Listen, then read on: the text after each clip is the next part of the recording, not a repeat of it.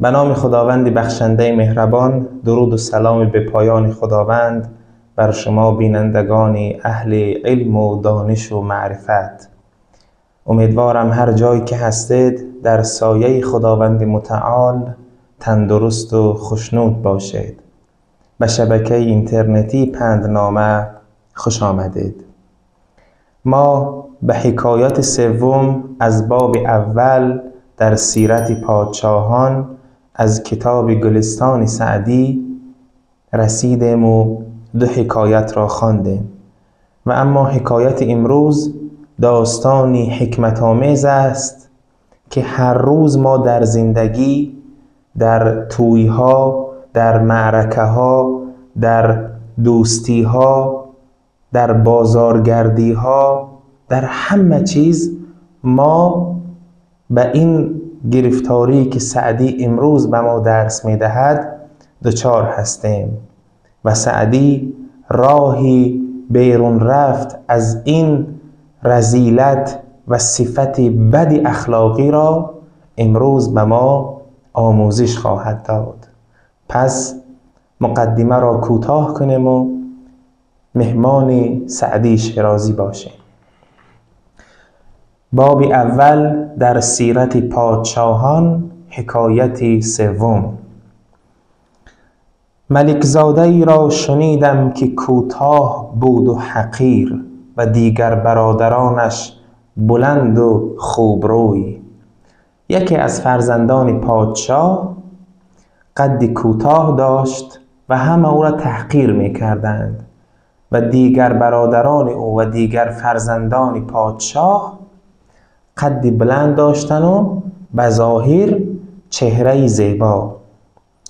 باری پدر به کراهت و استحقار در وی نظر همی کرد. یک بار این پدر با تحقیر و با نگاهی کراهت آمیز به فرزندش نگاه کرد. پسر به فراست و استبصار به جای آورد و گفت این پسر قد کوتاه و به ظاهر که آنها تحقیر میکردند بسیار خردمند بود و اهل فراست و دانش. روی به پدر کرد و گفت ای پدر، کوتاه خردمند به از نادان بلند.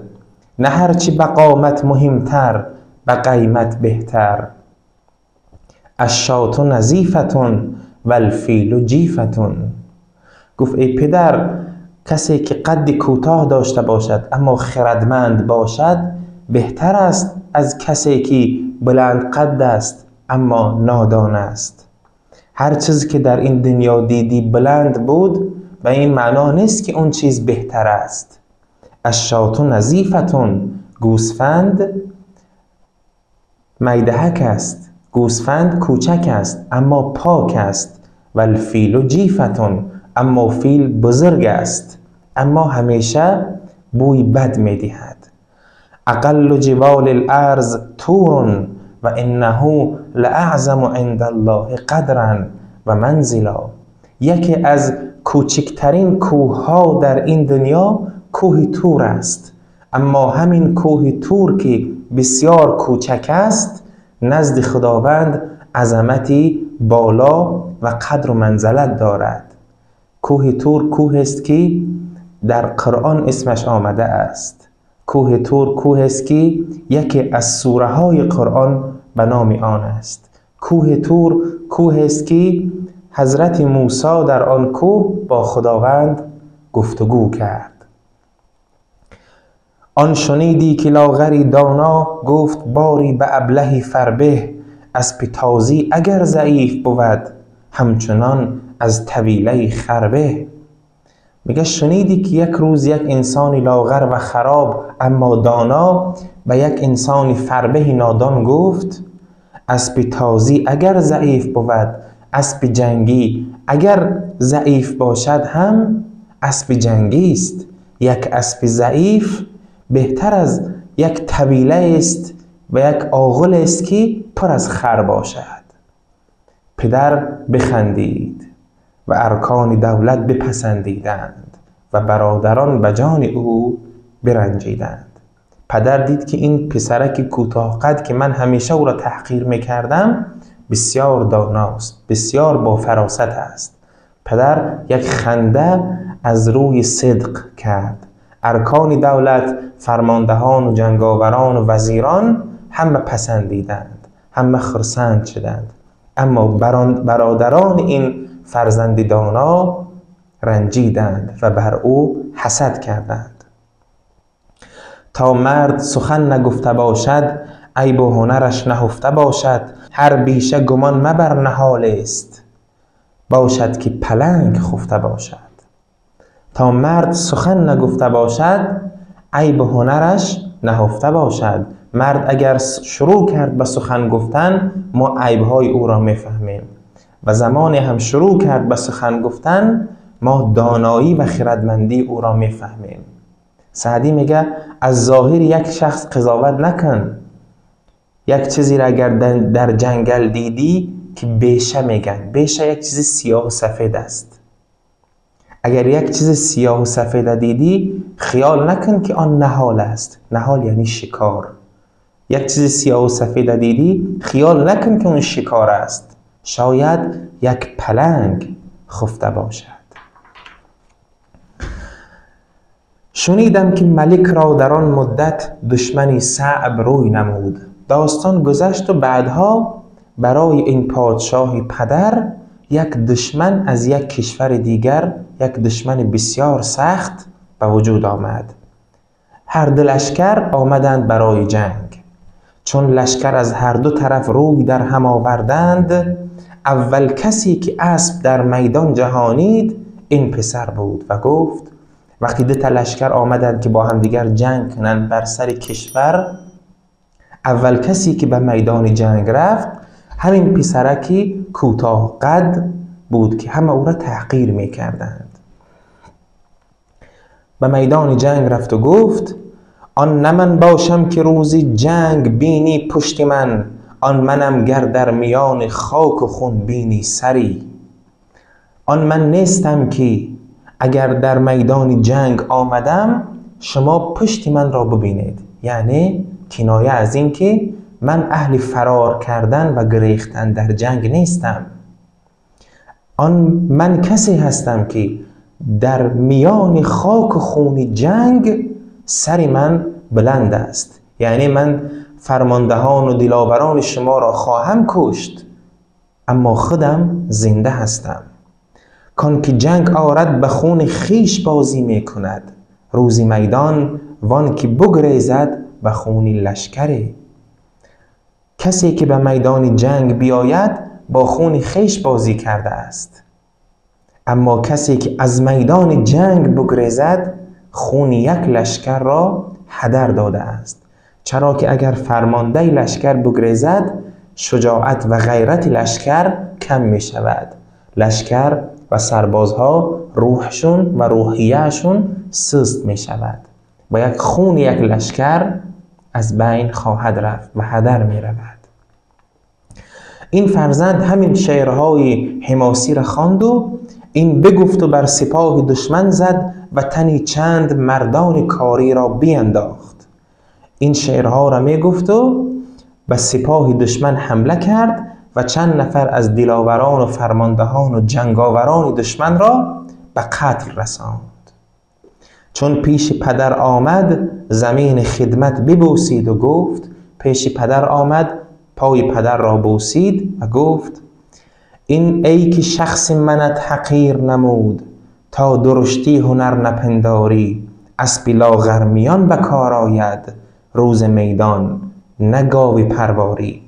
ای پدر که من را تحقیر میکردی، خیال میکردی تا انسان کلان و درشت نباشد جنگاور نیست. در روز میدان و جنگ اسب بکار انسان می آید که لاغر و خراب باشد، نه گاوی که فربه باشد و پروار شده باشد. اسب لاغر چرا بکار می آید؟ چون دیر خسته می شود، چون سریعتر می دود و سریعتر حمله می کند. آورده اند که سپاه دشمن به قیاس بود و اینان اندک. سپاه دشمن بسیار زیاد بودند، اما سپاه این پادشاه و این پسر کم. طایفه آهنگ گریز کردند. مردان سپاه دیدن که ما کم هستیم، شروع کردن به گریختن، فرار کردن. همین پسر نعره زد و گفت ای مردان بکوشید یا جامه زنان بپوشید. همین پسر در میدان جنگ فریاد زد ای مردانی که در حال گریختن هستید، یا بگردید جنگ کنید یا جامه زنان و لباس زنانه بپوشید، دیگر اسم خودتان مرد نگذارید. وقتی سپاهیان که در حال فرار بودند این سخن را شنیدند، غیرت و ناموسشون دوباره زنده شد. سواران را به گفت او تهور زیاد گشت، سربازان شجاعتشون زیاد شد و به یک بار حمله بردند. شنیدم که هم در آن روز بر دشمن ظفر یافتند، حمله کردند و همین سپاه اندک بر سپاه زیاد پیروز شد. پادشاه ملک سر و چشمش ببوسید و در کنار گرفت و هر روز نظر بیش کرد تا ولیعهد خویش کرد. پادشاه دید که این پسر بسیار هم شجاع است، هم اهل دانش است، هم عاقل است، هم خردمند است، هم اهل فراست است، هم مدیر و مدبر است. در کنار خود نگاه داشت و هر روز او را با او سخن میگفت و به او نگاه میکرد و تا زمانی که او را جانشینی خودش کرد.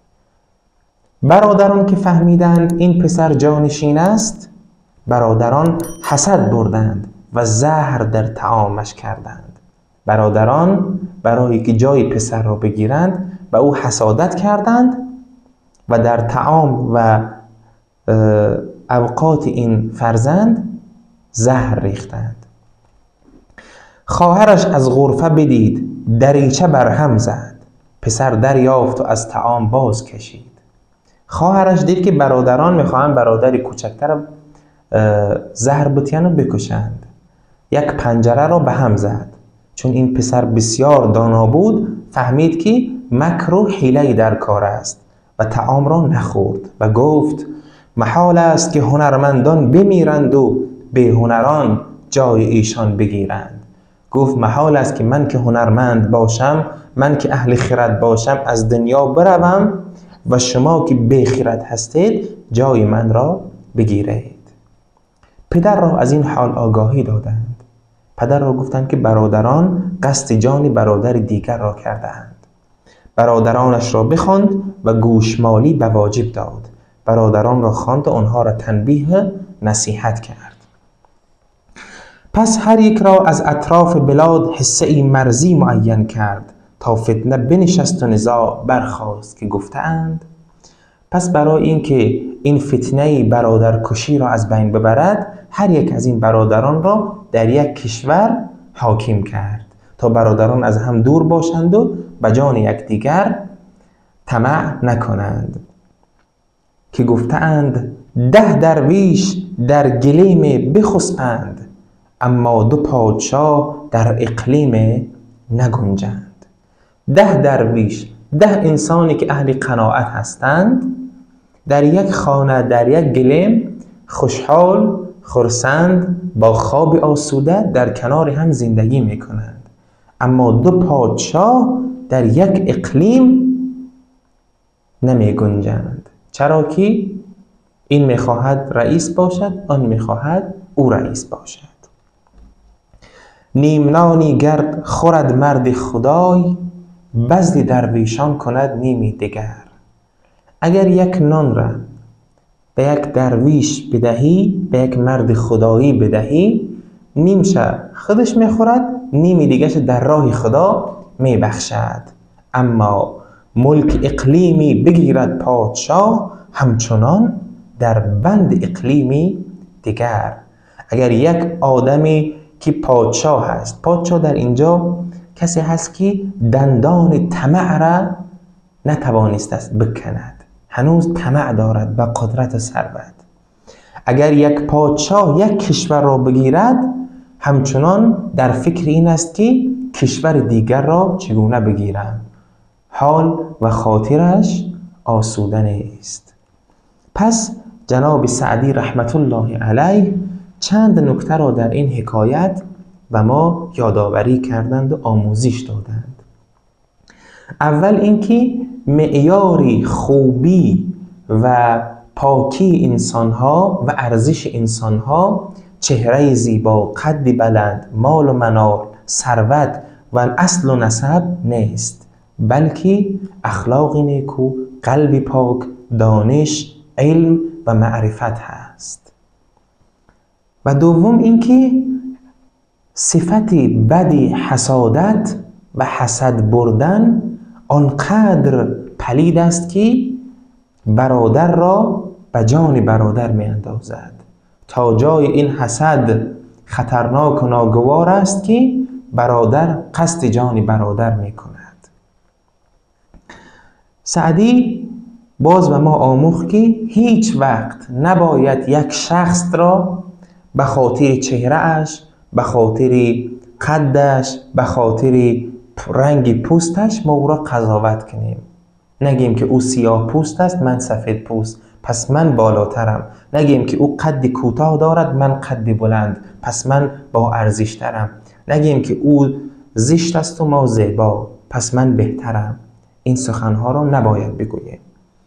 و نکته چهارم اینکه باید اهل قناعت باشیم. اگر اهل قناعت باشیم آسوده خاطر و آسوده دل زندگی خواهیم کرد.